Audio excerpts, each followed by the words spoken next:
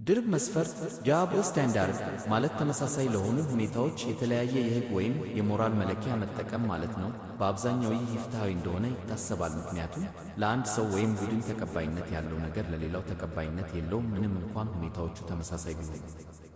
አንዳንድ የተለመዱ ምሳሌዎች ነው። አንድ በጾታ ላይ የተመሰረቱ ድርብ መስፈርቶች።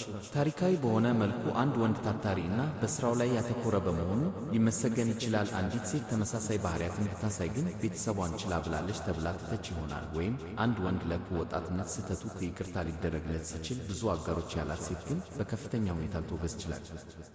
ሁለት በወላጅነት ላይ ያሉ ድርብ መስፈርቶች።